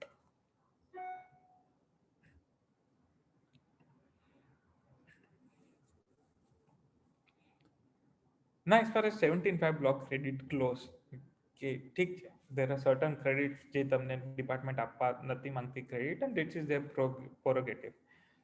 TVS સ્કૂટર્સમાં કીધું હતું કે આઈચર મોટર્સમાં supreme કોર્ટે કીધું હતું કે ITC or indefeasible right, again in 2016 there is a standard કે ના ના, ITC is your right but subject to certain restrictions which may be imposed, this is not your absolute right, and in line of the recent Supreme Court decisions કે ઠીક છે, they can impose certain restrictions on your credit availment. Now coming to that, જ્યારે હું 17 to 17.3 ની વાત કરતો હતો, જ્યાં મેં કીધું હતું કે હું ત્યારે ટેક્સેબલ અને એક્ઝેમ્પ્ટ બંને સપ્લાય આપતો હોઉં, તો how do I deal with it, કે એનો રિવર્સલ કઈ રીતે કરવો, અને how do I deal with it per se with schedule 3, જે કહે છે કે transaction that shall not be treated as a supply of goods or services, તો એ વસ્તુ સપ્લાય જ નથી, તો શું મારે રિવર્સલમાં કન્સિડર કરવી છે કે નથી કરવી, અને how do you go about it. As far as transaction of Schedule 3 are concerned, only Schedule 3 માં જે fifth entry છે, or which deals with your construction of an immovable property, except where the entire consideration is received after completion certificate, કે જે બિલ્ડર્સની વાત કરીએ છીએ, જ્યારે be it residential or commercial, જ્યાં તમને બધા જ પૈસા, તમારો બુકિંગ બીયુ પહેલા થઈ ગયો હોય, those will remain taxable. ભલે 50 લાખમાંથી તમને 100 રૂપિયા બીયુ પહેલા મળી ગયા હોય, તો rest remaining 49,99,900 will be taxable. પણ જો તમને પૂરા પૈસા બીયુ પછી મળ્યા હોય, તો those would be exempted. But for the purpose of calculating here in rule 42, એ જે schedule 3 માં ભલે those exempted parts are not considered as supply, but અહીંયાના રિવર્સલમાં they will be considered as supply. Only that schedule 3 ની કોઈ પણ એન્ટ્રીને એક્ઝેમ્પ સપ્લાયમાં નહીં ગણવામાં આવે, એક્સેપ્ટ ફોર કન્સ્ટ્રક્શનની એન્ટ્રી, જેમાં પૈસા પૂરા બીયુ પછી મળ્યા હોય, still I will be treating as an exempt supply for the purpose of calculating my reversal of credit in rule 42.3. એનું કારણ છે આ સ્પેસિફિક એન્ટ્રી નાખવાનો. જો આ એન્ટ્રી ના નાખી હોત તો રૂલ 42 સબ રૂલ 3, જે આ ઇફેક્ટિવ ફ્રોમ 1/4/2019 માં જે રિવર્સલ કરવાનું જે વર્કિંગ હતું, મેકેનિઝમ હતું, દેટ બીકમ્સ રિડન્ડન્ટ, કારણ કે સેક્શનમાં જ પાવર નથી. જો સેક્શનમાં જ કહી દઉં 17 માં કે શેડ્યુલ 3 ને પૂરો શેડ્યુલ 3 માં જેટલી એન્ટ્રીઝ છે એને બધાને સપ્લાય નથી ગણતા, એટલે એક્ઝેમ સપ્લાયની ડેફિનેશનમાં કવર ના કરજો, તો પછી 42.3 માં કન્સ્ટ્રક્શન સેક્ટરમાં રિવર્સલ જ ના થાય. એટલે એ લોકોએ સ્પેસિફિક રિસ્ટ્રિક્શન આપ્યો 17.3 માં પ્રોવિઝન આપ્યો કે for the purpose of this exempt સપ્લાયમાં અમે કન્સ્ટ્રક્શન સર્વિસને પણ ગણીશું, ભલે પૈસા પૂરા બીયુ પછી આવ્યા હોય. નાવ રિવર્સલ ઓફ ક્રેડિટ્સની વાત જે આપણે કરતા હતા, અને Y this is important is there are certain businesses જે taxable અને exempt services બંને કરી શકે, અને this happens very frequently and it is very easy to see normally. So શું છે અને કઈ રીતે કઈ એવી ઇન્ડસ્ટ્રીઝ છે જ્યાં આપ આ કોમન ક્રેડિટની વસ્તુ જોઈ શકશો? There are two industries that come to my mind off the way for explaining this. આજે હું સપોઝ એક પ્રોવિઝન સ્ટોર લઈને બેસ્યો છું. I deal with two type of products, કે સુપરમાર્કેટ લઈને બેસ્યો છું, સુપરમાર્કેટ લઈને બેસ્યો છું.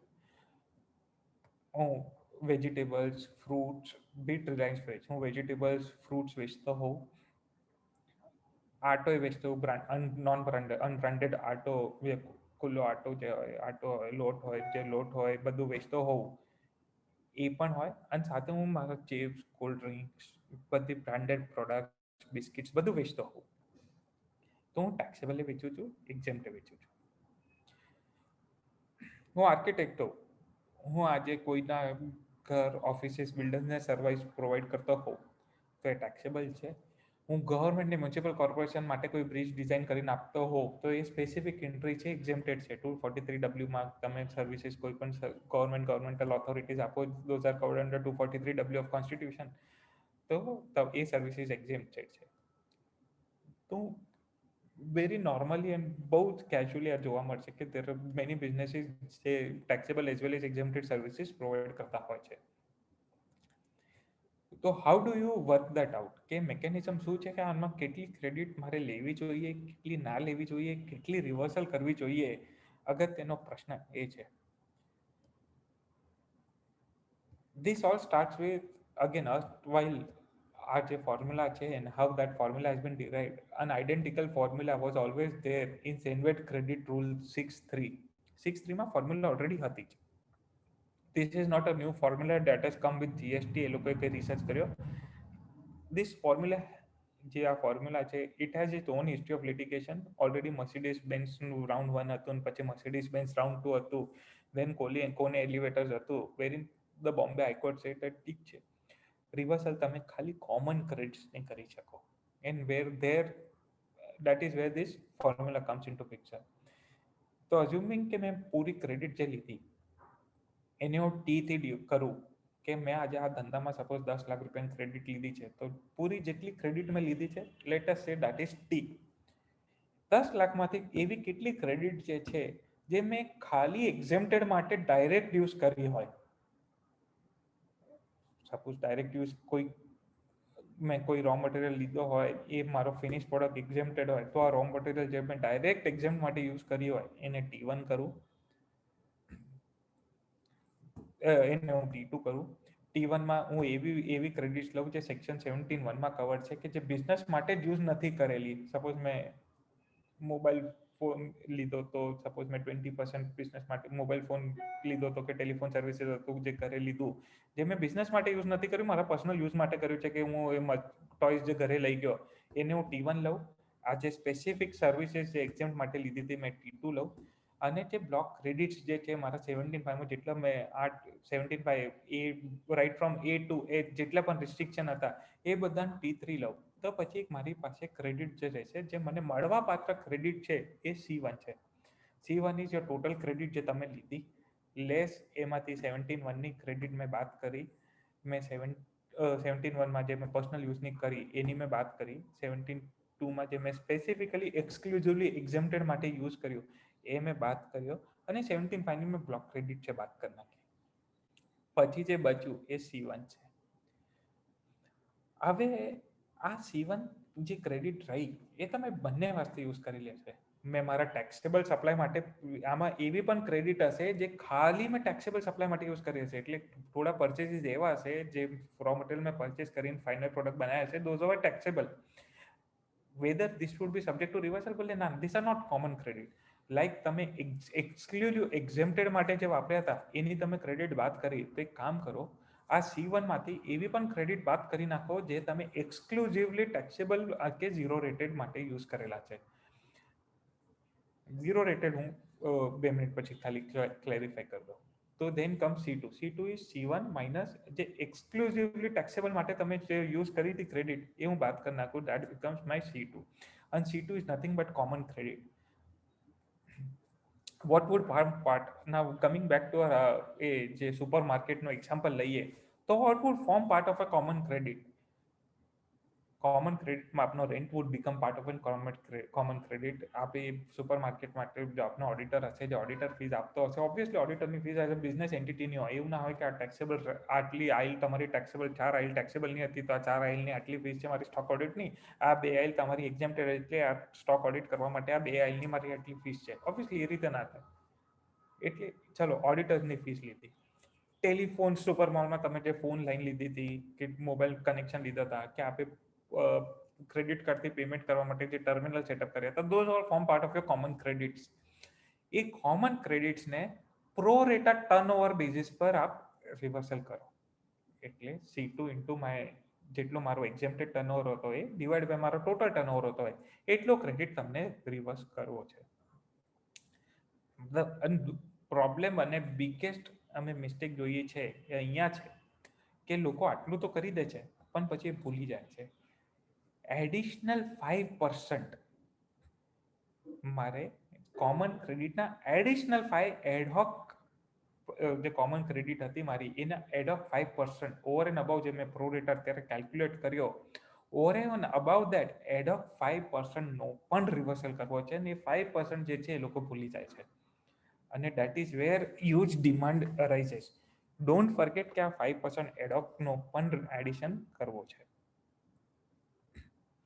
This પણ જ્યારે હું રૂલ 42 ની વાત કરું છું આ rule 42 this is only for inputs and input services for capital goods we have rule 43 rule 43 માં the first and foremost important thing to note is capital goods ની like companies act માં there is a useful life estimated કે આ capital goods ની life આટલી રહેશે આની life આટલી રહેશે there is an estimated life as far as capital good goes all the capital goods have been estimated for useful life of 5 years કે 5 વર્ષ માટે સપોઝ આ useful life 5 years છે એટલે 60 months છે એટલે આપણે જેટલી પણ ક્રેડિટ લીધી હોય બધીને કેપિટલ ગુડ્સ માટે બધું જ કોમન ક્રેડિટમાં ગણાશે પણ કયા કેપિટલ ગુડ્સ માટે જે બંનેમાં યુઝ થયેલા છે ટેક્સેબલ એઝ વેલ એઝ એક્ઝેમ્પ્ટ માટે જો કોઈ મશીનરી ખાલી ટેક્સેબલ પ્રોડક્ટ માટે યુઝ થઈ હતી કોઈ જ રિવર્સલની જરૂરત નથી કોઈ મશીનરી ખાલી એક્ઝેમ્પ પ્રોડક્શન માટે યુઝ થઈ હતી તો તમે એના ક્રેડિટ મળવા પાત્ર જ નથી તો ક્રેડિટ લો અને તમને 18 સેક્શન 18 રિવર્સલ કરી નાખવાનું છે એનું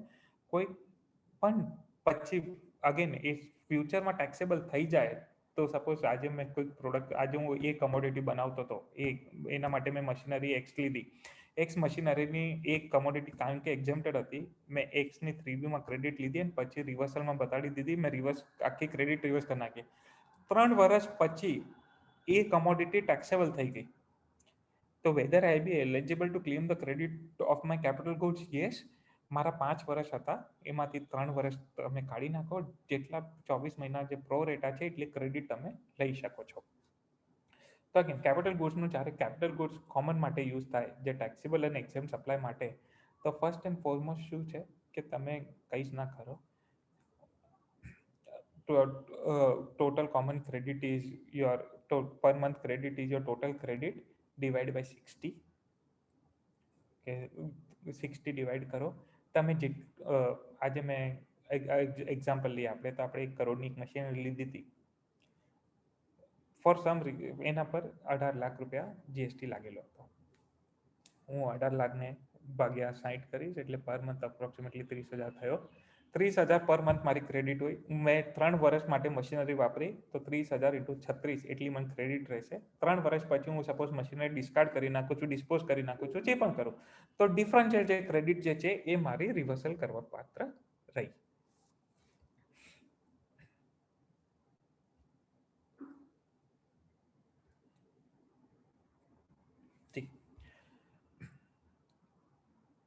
Now, coming to this capital goods and electronic credit ledger, okay, reversal under 42-43. Reversal under 42-43 formula based છે આપ એકવાર વેલ્યુઝ નાખશો અને ફોર્મ્યુલા નાખશો તો ઓટોમેટિકલી આઉટપુટ આવી જશે but what is the issue here અને શું ધ્યાનમાં રાખવું જોઈએ સી 42-43માં પહેલી વસ્તુ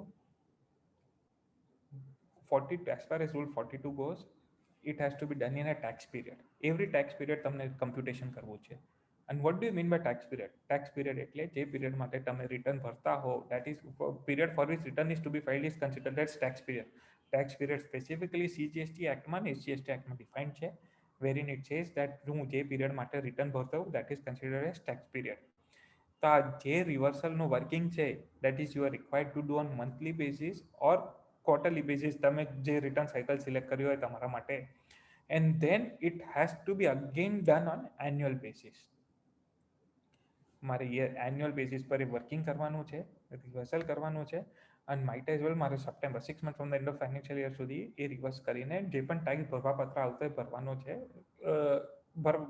એક્સેસ રિવર્સલ થઈ ગયો હોય તમે બેક કરી શકો છો અને વધારે રિવર્સલ કરવા હોય તો પાછળથી જઈને રિવર્ક કરીને આખા ફાઇનાન્શિયલ યરનું રિવર્ક કરીને રિવર્સલ કરી શકો છો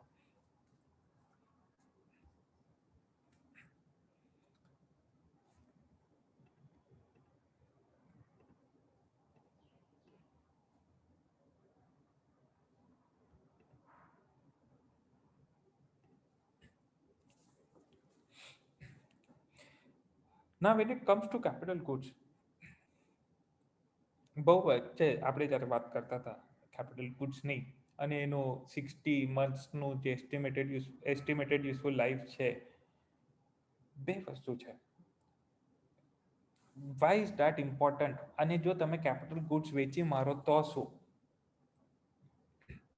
પહેલી વસ્તુ કે સપોઝ આજે મેં again coming to our original example 1 કરોડની મશીનરી લીધી છે અને પછી હું 3 વર્ષે મશીનરી યુઝ કરું ને decide to sell at the end of 3 years હું વિચારું છું કે હવે આ મશીનરી વેચી મારું, તો what should I do?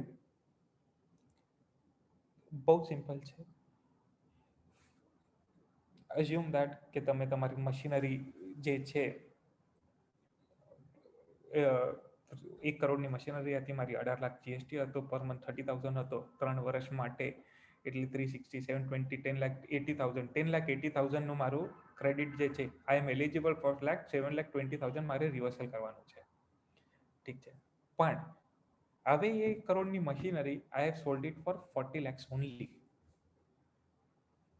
Depreciate થઈ ગઈ, જે પણ થયું 40 lakhs only or 30 lakhs only. I have sold it for 30 lakhs. Again, my rate of tax remains the same 18%. તો eventually મારે કેટલો ટેક્સ ભરવાનો છે? So your tax is higher of tax જે તમે વેચો છો એના પર જે 18% લાગશે એ, કે રિવર્સલ કર્યા પછી તમે જેટલો રિવર્સલ કરવા માંગતા હો વિચ એવર ઇઝ હાયર એટલો ટેક્સ તમારી ભરવાની જવાબદારી રહેશે. એટલે 30 લાખ પર 18%, that will be 5,40,000, or your reversal, that is 7,20,000, whichever is higher. તો 7,20,000 તો જ્યારે હું મારી મશીનરી ડિસ્પોઝ ઓફ કરું છું after 3 years, I am liable to pay 7,20,000. So I might issue invoice for 30 lakhs plus GST, 30 lakhs plus GST નું મારા સપ્લાયરને ભલે ઇન્વોઇસ ઇસ્યુ કરતો, પર એડિશનલી જે ડિફરન્શિયલ ટેક્સ છે that is something that I have to reverse, અને એ મારે અલગથી મારા બુક્સમાં એઝ વેલ એઝ મારા 3B માં રિવર્સ કરીને બતાડવાનું રહેશે. Again as far as there are certain capital goods જ્યારે મોલ્ડ, jigs and dies હોય, તો એમનું શું? Mould, jigs and diesમાં the question was very simple કે મોલ્ડ, jigs and dies હોય એ મેન્યુફેક્ચરિંગ પ્રોસેસ વખતે યુઝ થઈ જાય અને આફ્ટર પોઈન્ટ ઓફ ટાઈમ જે મોલ્ડ હોય કે ડાય હોય એ એની યુટિલિટી પતી જાય, ઇટ બિકમ્સ અ સ્ક્રેપ. તો એમાં બહુ ક્લિયર એમને કીધું હતું કે as far as mould, jigs and dies goes nothing doing. આ 60 વર્ષની લિમિટ તમે ના ગણો, એ જ્યારે પણ તમારી બોન આઉટ થઈ જાય કે સ્ક્રેપ થઈ જાય તો જે ટ્રાન્ઝેક્શન વેલ્યુ હોય ટ્રાન્ઝેક્શન વેલ્યુ પર આ ટેક્સ ભર દો. એના માટે આ કોમ્પ્લેક્સ 60 મહિનાનું કે 5 વર્ષની યુઝફુલ લાઈફ એસ્ટિમેટ કરીને કંઈક કોમ્પ્યુટેશન કરવાની કોઈ રિક્વાયરમેન્ટ છે નહીં. ઠીક છે. નાઉ વોટ હેપન્સ, સપોઝ મારી એ જ ઓરિજિનલ મશીનરી હતી, મેં 3 વર્ષ પછી એને રાઇટ ઓફ કરી નાખ્યો અને પાછી હું રિક્લેમ કર્યું, તો what do I do with that? Identical scenario, when you write it off, reverse the credit, when you write back your assets, claim those credits, no problem.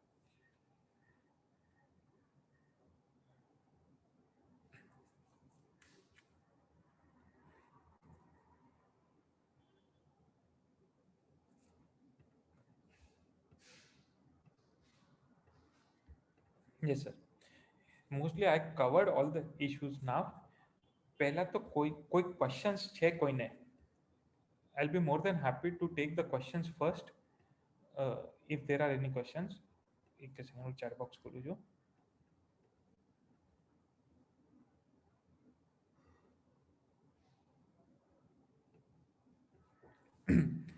Oh, I hope I am audible now. Yes. Actually a full screen જ છે, but they believe there is some issue. Let me try this. I hope this works. Yes.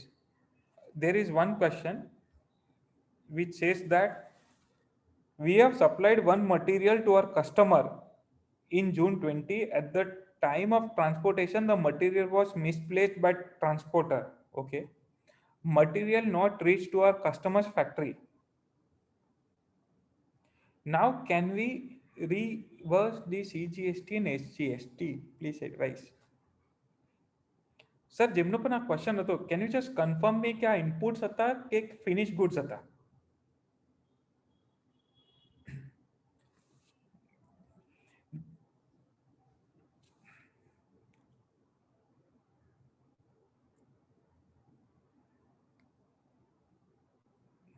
Okay, ઠીક છે, finish goods. Okay, C as far as finish goods goes, અને હું એ જ point કહેવા માંગતો હતો, ક્યારે સેક્શન 17 આપ વાંચ્યો, section 17 reversal of only inputs અને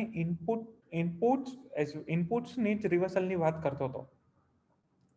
ઠીક છે, રિવર્સલ 17(5)(h). જ્યારે મારા ફિનિશ ગુડ્સ ખોવાઈ જાય ત્યારે વેધર સેક્શન 17માં કોઈ પાવર છે એમને મારો ક્રેડિટ રિવર્સલ કરાવવા માટે? સર, પર્સનલી સ્પીકિંગ, ના. As far as finish good goes, એમની પાસે કોઈ જ સત્તામાં, કોઈ જ કાયદામાં જોગવાઈ નથી કે મારી ક્રેડિટ રિવર્સ કરાવી શકે. જો મારો રો મટીરિયલ મિસપ્લેસ થઈ ગયો હોત, કે મારો રો મટીરિયલ બળી ગયો હોત, તો મારો આન્સર અલગ હોત કે ઠીક છે 17(5)(h) માં આપનું રિવર્સલ થઈ જાય. But when it comes to finish goods, એમની પાસે કાયદામાં એવો કોઈ સત્તા છે નહીં કે તમારે ફિનિશ ગુડ્સની ક્રેડિટ એ લોકો રિવર્સ કરાવી શકે. અને that is wear the litigation will be, કારણ કે department will always be keen કે ના, when it meant by 17(5)(h) એ લોકો ફિનિશ ગુડ્સની પણ વાત કરતા હતા, બટ સેક્શન ઇટસેલ્ફ ખાલી ઇનપુટ્સની જ વાત કરે છે. So it has to be read with inputs destroyed by disposed of destroyed, inputs lost, stolen, destroyed. આમાંથી તમારું ઇનપુટ્સને કંઈ થયું જ નથી, ફિનિશ ગુડ્સને થયું છે. And hence to that extent there is no requirement to reverse the credit, but this is subject to litigation. Yes. Then there is one more question: how to calculate common ITC for capital goods?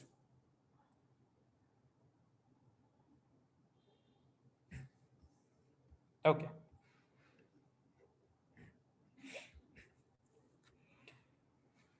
See, as far as capital good goes, પહેલી વસ્તુ, only capital goods, only those capital goods are to be consider. મારે એ જ capital goods લેવાની જરૂરત છે જે હું ટેક્સેબલ અને એક્ઝેમ્પ્ટ બંનેના પ્રોડક્શન માટે કે બંને કામો માટે યુઝ કરતો હોઉં. પહેલાં તો એ જ કેપિટલ ગુડ્સનો રિવર્સલ હોય. સપોઝ એક્સક્લુઝિવલી હું એક્ઝેમ્પ્ટેડ માટે યુઝ કરતો હોઉં કેપિટલ ગુડ્સ, તો મને એની ક્રેડિટ મળવાની જ નથી. એક્સક્લુઝિવલી ટેક્સેબલ માટે હું યુઝ કરવાનો છું તો મને એની ક્રેડિટ મળવાની જ છે ને, રિવર્સલ થવાની નથી. તો જે કેપિટલ ગુડ્સ મારા exempt as well as taxable, કે exempt, taxable as well as personal use માટે જ યુઝ થાય, એમની જ રિવર્સલનો ફોર્મ્યુલા છે. એન્ડ હેન્સ જ્યારે આપ કહો છો મને how do you calculate common ITC for capital goods, એના માટે સ્પેસિફિક રૂલ 43 એટલે આપવામાં આવ્યો છે કારણ કે કેપિટલ ગુડ્સ આર આઈડેન્ટિફાયેબલ, ઇઝીલી આઈડેન્ટિફાયેબલ છે કે આ કેપિટલ ગુડ્સ મેં એક્ઝેમ્પ્ટ માટે યુઝ કર્યો છે કે નથી કર્યો, આ મશીનરી મેં એક્ઝેમ્પ્ટેડ માટે યુઝ કરી છે કે નથી કરી. જો આ મશીનરી મેં એક્ઝેમ્પ્ટેડ પ્રોડક્શન અને ટેક્સેબલ પ્રોડક્શન બંને માટે યુઝ કરી છે, તો આના પર મેં આટલી આઈટીસી લીધી હતી. આ આઈટીસી મારો એવી જે અમાઉન્ટ હતી મારી આઈટીસી, આ મશીનરીને આટલી આઈટીસી હતી, આ આઈટીસી હું ડિવાઈડ બાય 60 કરીશ. હું 60 કરીને જે મંથલી વેલ્યુ હશે એ મંથલી વેલ્યુ લઈશ, અને હું આ મંથલી વેલ્યુને ટેક્સેબલ અને એક્ઝેમ્પ્ટેડ ટર્નઓવરના પ્રોરેટાના બેઝિસ પર હું રિવર્સ કરીશ. That is to be done on monthly basis, કે return period as well, અને as well as on your monthly ki quarterly return period as well as annual basis પર. So I hope that ITC reversal on capital goods is clear, and ના હોય તો I'll be more than happy to again explore the same if you want me to.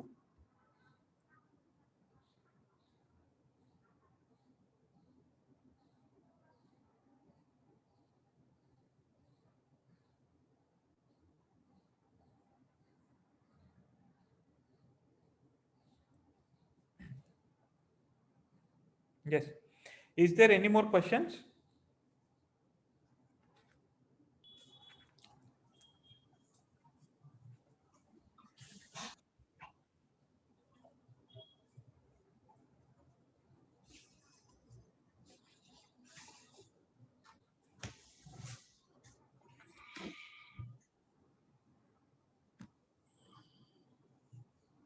The only issue I have not discussed and I purposely may consider touch nato કર્યો, એ હતો reversal in case of construction as well as real estate sector.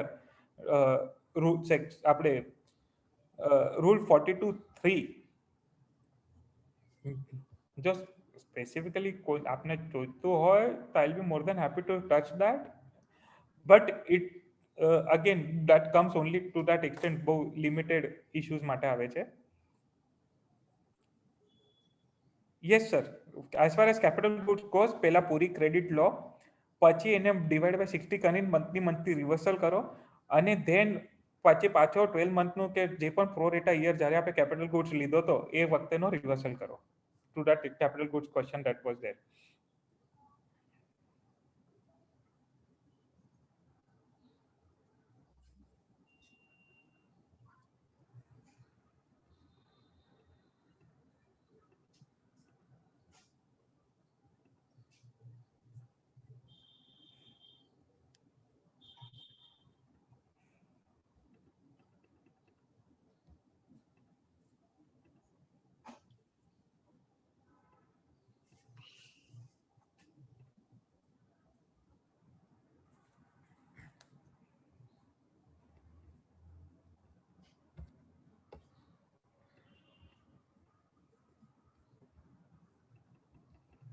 G sir, તો હું ખાલી briefly 42.3 એક chart આવ્યો છે, rule 42.3 construction સેક્ટરની વાત કરી લઉં.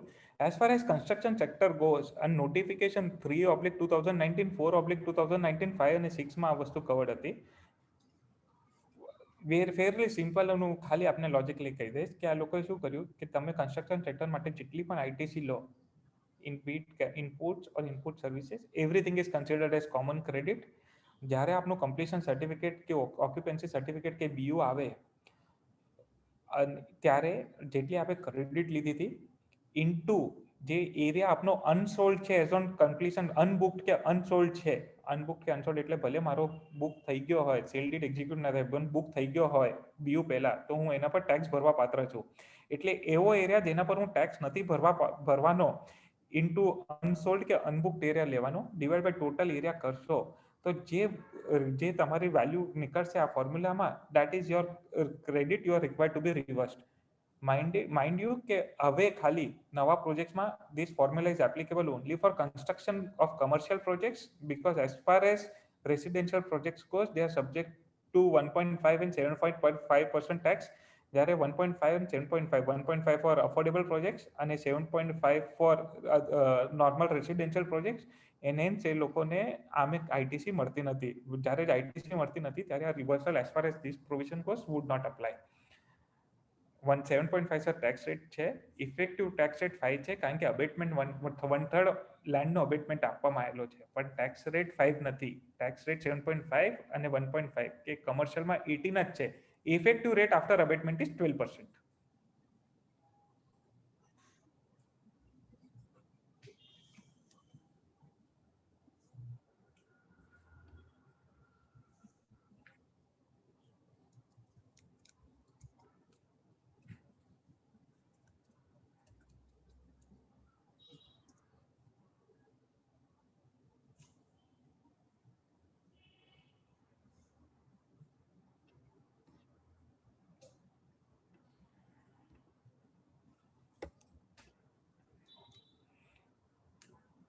જી સર, કોઈ ક્વેરીઝ છે કોઈને પણ કોઈ પણ ક્વેશ્ચન્સ હોય, I am open to that.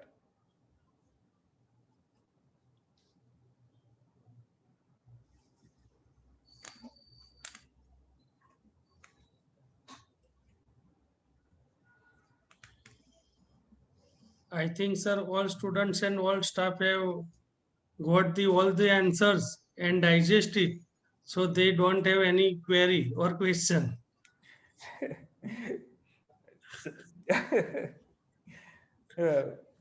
I'm sorry, chat box સાઈડમાં હતો તો ફૂલ સ્ક્રીનમાં અહીંયા દેખાતું નતું, and I am sorry that એ ફૂલ સ્ક્રીનમાં પહેલા નતો કર્યો.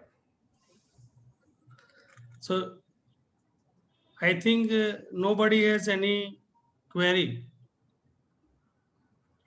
So going further, let me on behalf of Anand, Bhuj and Gadhidham branch propose vote of thanks. Thank you, sir. I very much thank to CA Hem Charget sir. You have explained the input credit provisions thoroughly and in a lucid language. So it becomes very easy for our students and staff to digest. It would definitely be great benefited to our staff and students. So thank you very much, sir. Thank you, sir. Thank you, sir. I also thank to our chairman of branches, chairman of Vikasa, and our team who supported this session. I also thank to all the participants. Now